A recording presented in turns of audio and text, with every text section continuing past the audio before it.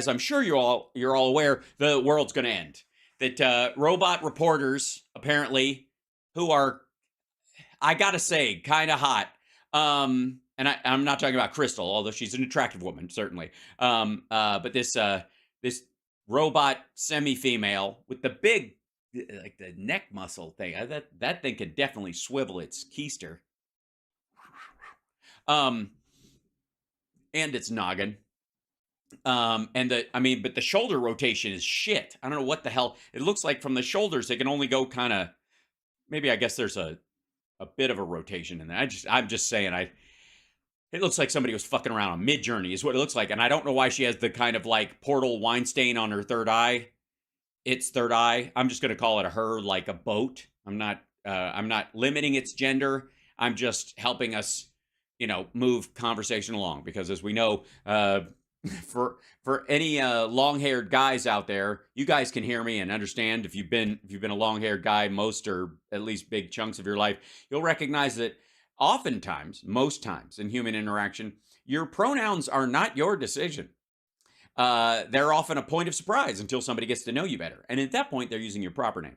Anyways, my pronouns many times in my life have been "Hey baby" until I turned around, so I get it. Anyways. Apparently she's concerned though. Crystal Ball is very concerned. And there's a couple of reasons why she might be concerned. The apocalypse. It's apocalypse, obviously an apocalypse of any sort is sort of concerning. I think it's worrisome. It's what adds the drama to the end of the Bible. And then the other reason she might be kind of nervous, skeptical, whatever that look on her face is because she's sitting next to Sagar, who is, how can I say this? One of the singular worst people at, he just says he can say a lot of dumb shit and still sound smart while he's doing it. And that opens up a lot of difficult doors for you in conversation later with other people when they go, in general conversation. I like Sagar's take on Russia, the economy, money printer go burr, and certainly some of the AI stuff is some of the dumbest shit I have heard. It's pretty impressive. And that's saying a lot because I kind of watch dumb shit for a living. Anyways, let's jump in and see. This is Google's AI plot to destroy journalism. So this is basically a video of self-interest. And neither of them are journalists, so I don't know why they're worried. Also, this is not what journalists do either. This is a spokesperson. This is apparently, that's your AI PR agent. If you're going to say AI journalist, wouldn't they be wearing a hat with press in the thing and a pad standing in front of a shouting politician spitting all over a crowd, right? Does that make sense? Taking notes or behind an old-fashioned typewriter typing at super speed. Yeah, this just looks like they're going after Kayleigh McEnany's job. All right, here we go. Crystal, what are you taking a look at? Well, guys. Crystal, what's going on? This has been an astonishing year already of change across the media landscape. 2010's juggernaut BuzzFeed News, they just shuttered. Vox was forced to raise money at half of their previous valuation just to stay afloat. And now in a stunning fall, Vice Media has filed for Chapter 11 bankruptcy protection. By the way, not a stunning fall. I appreciate Vice, and we talked about this before. It's not a shock to fucking anybody.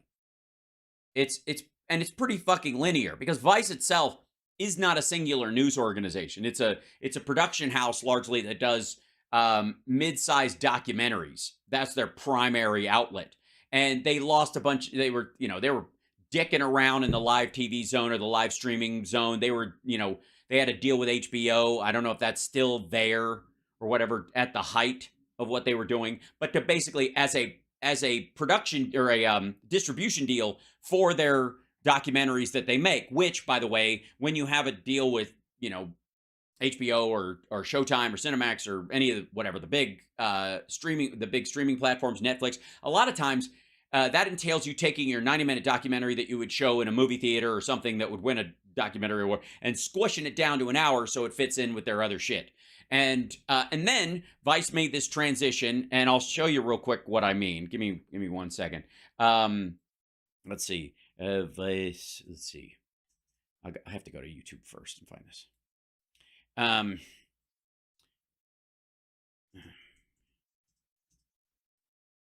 This there's got to be some. Yeah, here you go. Here's How is it sexism? Sorry. Here's what Vice has sort of been up to lately, which is this is anti and pro-feminist debate abortion, trans rights, and Me Too. Vice debates. They've been doing these Vice debates, and they get okay views. 3.1 million views 4 months ago. This is what they've been focusing on. Conservatives and progressives debate feminism. Let's see. Modernists and traditionalists debate masculinity. Let's see. Let's go to their actual channel, and you'll see what I mean. Because they're like this kind of stuff. Why did America abandon Route 66? Which is not surprising, and that's not an answer anybody really needs. Here you go. These Vice debates. They've been really focusing on these. They've been doing a bunch of these, and it all became fodder for the right-wing media machine. Like they just cut clips from this. There's a lot of right-wing YouTubers and the like. That's Pearl, that red-haired girl, Pearly the red-haired girl, and that's Sydney Watson. I don't know what her last name is. I forget. Anyways, I think she's Australian. Anyways, those are right-wing YouTubers. So they bring them in with like left-leaning women activists or trans activists, and they have a woman who's an amputee. She's lost both her legs, and she's arguing about like the intersectionality of women and yada yada, and how trans women have more problems than she does as an amputee, and it's very strange. Anyways, the whole point is trying to have a really complicated conversation in a really simpleton circumstance. It's really bad. Anyway, so once they started on this shit, which has been a big part of the focus, their valuation began to eat shit. It really did. I mean, they're always on the edge of stuff, and like, there's no way a company that does King of the Road, fire ramps and banana splits, like skateboarding documentaries, or like Interview with a Diamond Thief or whatever. I don't want the world to end. What's inside America's abandoned nuclear sites. Like, these are fine, but you can do this shit on YouTube for nothing. There are tons of videos exactly like this stuff on YouTube that people make on their own that have just as many views and just as much legs, and that person, that YouTuber, is not valued at $1.2 billion or anything. So the idea that hold on 1 second, let me go back to here. Where are we? Oh my God, where's I have so many videos today. There it is. The idea that Vice went bankrupt because of AI even is sort of stupid. They made the decaying, cheapening decisions that a lot of media groups make when they're chasing the possible dollars out there. When they could have arguably like scooped up some YouTubers, took a slice of what they were doing or guaranteed them some views. It could have been a commingling boost for both, and just cranked out their videos, like legitimized them, brushed their teeth and combed their hair and made their shit a little bit better. And it would have saved them a ton of money. Anyways, but it's probably, because people don't buy newspapers, which Vice never was. So long ago, that company was valued at $5.7 billion. Yes. And no one can tell me why. Honestly, there is no way in fucking hell that Vice has a media reach worldwide on that scale compared to anything else. Vice has the same, I would say, footprint as, they've got a smaller footprint than the fucking Blaze. The only difference is they probably have a little bit more of an international reach in a couple of countries. They probably had a French and German Vice. They probably had Vice. And they probably had, a UK satellite that had other deals elsewhere. But there's no fucking way. They are now hoping to fetch $225 million in a fire sale. All of these companies were eaten alive by their bets that social media trends and clicks would amount to vast revenue streams to justify their multi-billion-dollar valuations. Investors, they poured in hundreds of millions of dollars in cash. Right. That's their mistake. Again, that has nothing to do with the audience. That has nothing to do with the content. But at the end of the day, each of these companies' fatal flaw was reliance on major tech platforms to share in a sufficient slice of the wealth of digital ad dollars to justify their gigantic overheads. When ad revenues dipped this year as part of the tech session, it was the straw that broke a whole herd of camels' backs. Also, during 2020, everything jacked up artificially, and everybody thought they were in gravy for that point on, because they were going, oh, this might not last in general in the media. But once it reaches a certain point, it'll give us enough money that we can expand and our reach, and therefore it might not be as fast a growth over time, but it'll be consistent and wider and therefore more money. But this is far from the end of the story. In fact, in a lot of ways, the story of widespread media devastation might just be beginning. Yes, they're in danger of losing their fake brick wall. Because now AI has arrived that is already capable of cutting the legs out from under even financially solid media companies. Just take a look at this courtesy of Futurism. Google unveils plan to demolish the journalism industry using AI. Now, in the article, they write that Google has just unveiled their new AI integrated search. A key component is what they call snapshots. Whatever question you ask, their large language model AI will generate a summary meant to answer your query, which appears above all of the linked results. And so in a lot of instances, it's likely to be the only thing that the user actually pays attention to. Doesn't take a... Okay, no, it isn't. No. All right, first of all, that's already true when you look up the spelling of something or the meaning of a word or to define a concept. But if you're actually looking into it, the summary isn't going to... Well, fuck, I know enough. And secondly, if that's your idea of journalism, is they summarize basically what's going on, I don't know what the fuck you went to journalism school for. That's like the Bill Barr School of Law. Rocket scientist to figure out what this means for the news business. Well, you might. And if you look up what a rocket scientist does, it might summarize it, but if you want to be one, there's a lot more reading. When users ask questions about news stories, let's say, was Trump found guilty of sexual assault? What are the latest Democratic primary poll results? Why did DeSantis make that weird face in Iowa? Anything. They'll no longer be presented first and foremost with this list of links to news websites where you can read about said topic. Instead, they'll most likely content themselves with that AI snapshot and just move on. Yes, because that, and I mean, that's, Crystal's right. We're all, and you know what? I blame you guys. I blame myself, sort of, but more you guys. You know, that's where we share as brunettes.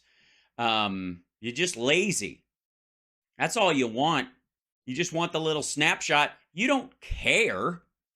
You just want enough information to prattle a little bit at a cocktail party so you don't seem like a complete asshole. And you only hang around people that only asks 2 questions on a topic and no further. This will result in... By the way, you're watching Hal Sparks Mega Worldwide. Like, subscribe, give a thumbs up, support the show, patreon.com/Hal Sparks, and also, of course, Venmo. And that's the Cash App thing is up right there. That's a great way to support the show. Boink, boink. Far fewer visits to news sites. That looked like I was pointing at the square over in the... I was poking this... I'm sorry. Sites, which will generate far fewer ad impressions and which will circumvent all paywalls and which will prevent news sites from getting you to pay for a subscription. These are all... Yeah, except here's the thing. There will be limits on them, which include, what does Hal Sparks think about this? And if I've talked about it or I've, tweeted about it, whatever my free stuff that I put out where I talk about it, that it might be able to do a summary of that. If I have something that's behind a paywall where I start a Substack and you have to subscribe to do it, if it doesn't say, I'm sorry, I can't tell you because that's you'd have to subscribe to his thing to find out. Here's what he tweeted though, which is fine. Then I can sue them, and they know this. That's why. All right. Also, if there'll be other things about ad walls as well. That like, you know, if you want to know what the Washington Post is saying, you got to, you know, click on this link. Because if it does it without your permission or it aggregates your reporting, you can sue, and they know this. Especially if you're the only fucking person. Like, it's one thing if like everybody's talking about it, so who the fuck? They're all saying the same shit. What happened? You're gonna get a summary.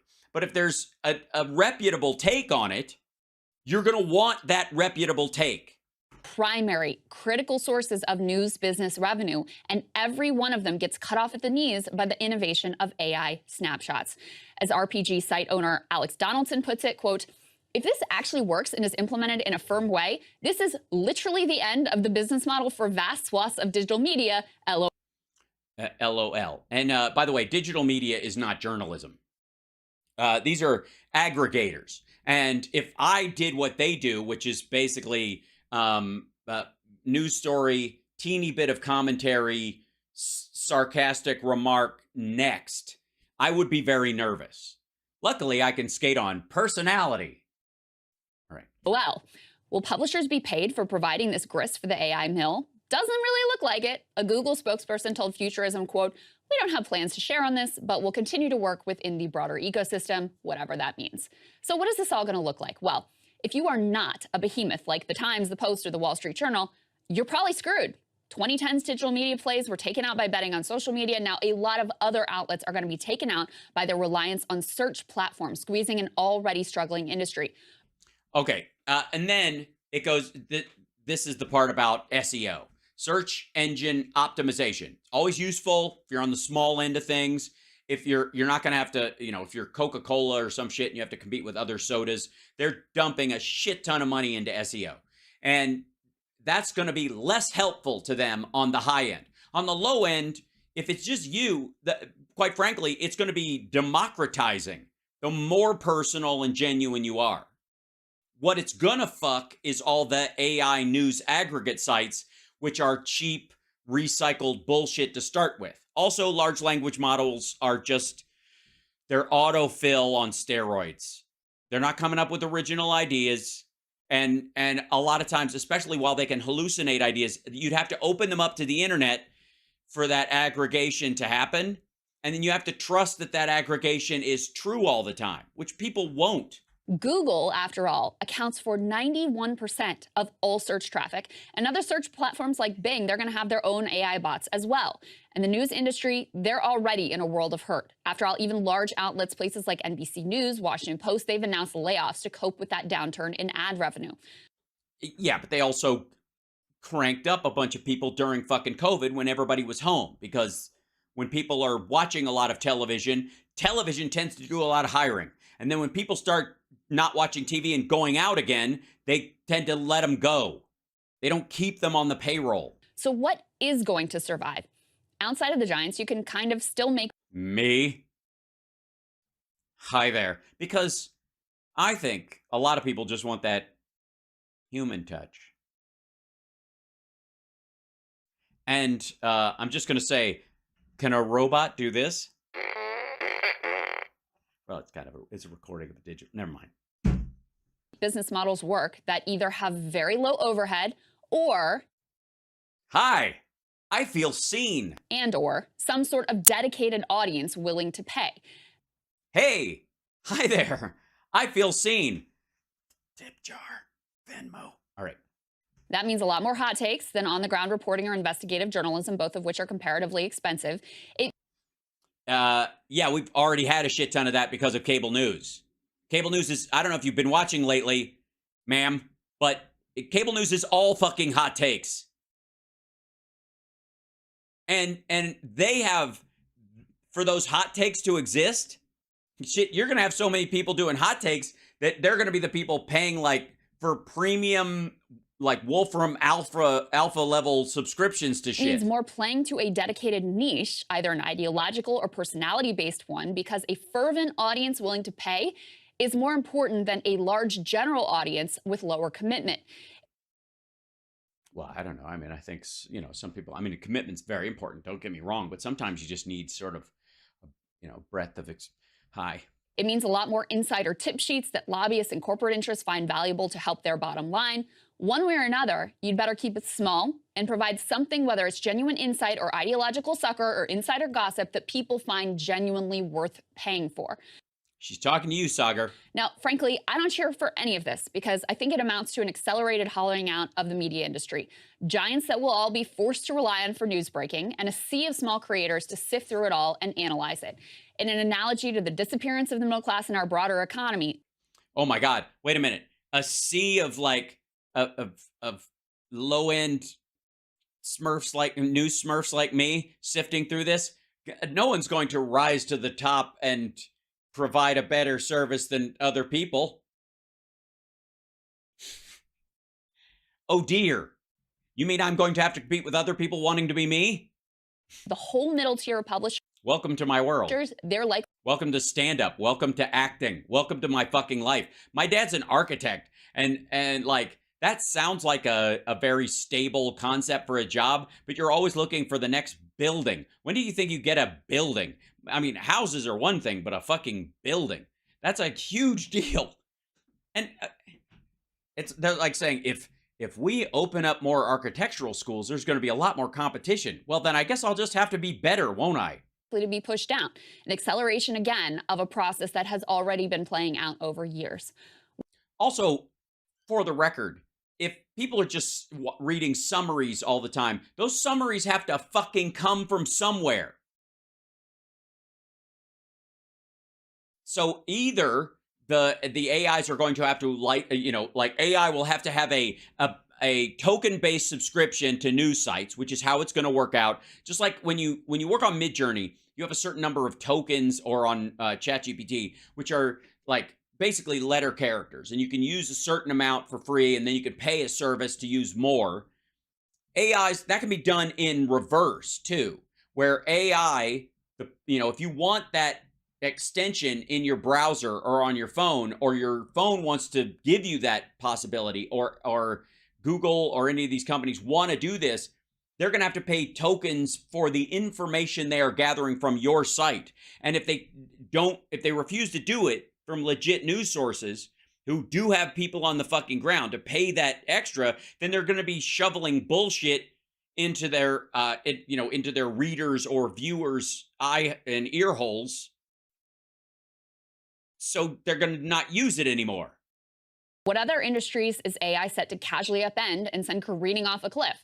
Well, we covered earlier how a lot of white-collar jobs lost in the tech session. They're gone forever as tech companies plan to replace humans with AI. We're only beginning to wrap our heads around what this all may look like in a new era. Lucky for us, however, the Daily Mail recently asked AI to predict how it's all going to turn out. They asked what 10 different American cities might look like in 2050. And according to AI image generator Midjourney, it's all going to work out great, guys. Here's a rendering of San Diego, another of Washington, D.C. Looks lush, green, clean. Finally get those long-promised flying cars, apparently. Perhaps AI is right, and powerful AI models wielded by a bunch of soulless corporations will actually lead us to the promised land. Also, again, they do this with corporation talk all the time. And they say soulless corporations. And that's the idea that any corporation only operates for profit, and therefore it's not that that they ever care about the impact they're having or the product that they're selling. It's just about maximizing profit, because that's the baseline meaning of that corporation in the first place. Not the product they actually create, or its usefulness or function in the world, and its growth based on that worth, based on the genuine impact they're having. Now, a lot of this ideology is predicated on the idea of gold and oil, particularly. Two things that exist in the earth and without much refinement at all were and have been useful for centuries. That doesn't apply to apps or fucking Starbucks or even Target at some point. The more you refine something and the more decisions you make along the way, the more soul in some ways is involved in what you are doing. The more people have to go yes or no. Now, at some point, I think the case will probably be that these decisions will all be made by AI. And they might be in terms of playing it out like Doctor Strange, looking at possible futures and programming it out and going, okay, if you do this, this, this, this, and this, and this, and this, then eventually you'll maximize your profit. However, it will involve murdering 17 people. And people go, well, then fuck that. Go back and try again. But in Crystal and Sagar's mind, they go, oh, okay, well, 17. I mean, you can't make an omelet without breaking some eggs, I guess. Or perhaps it will just accelerate all of the worst trends which are already eating away at our society and our economy. I'd wait. Which would be what? Hot takes, breaking points, talking about the apocalypse or using it flippantly in conversation. The reality of the doomed news business is probably a better predictor than the doomed news business or the doom news business? Because I feel like, well, it says news doomed, question mark. I don't even know why you put the question mark. It makes you sound wishy-washy. But I would just call yourself the doom news. I'm not worried. I deliver value. The AI's futuristic utopian hallucinations. This is the piece that was always the most clear to me from the... Hey guys, ready? They just like, anyways, I wanted to say something. Cut. Why do they bail on her like that? Hey guys, while you're waiting for the AI dystopia that's going to destroy the entire world, check out our Spotify and Apple podcasts as well, where we talk about soulless corporations like Spotify and Apple and that kind of stuff on your iPhone that you purchase from a soulless corporation. Because soulless corporations, the end of it, which is why you should live like Ted Kaczynski. Maybe welcome back to Breaking Points. Today's topic for the 6,000th time. Maybe the Unabomber was right. You know me. I love the end of the world. I find it adorable. I kid the Mayans. I'm just saying that their entire theory was shit, and I think we were ultimately all of us were just waiting for them to update their calendar.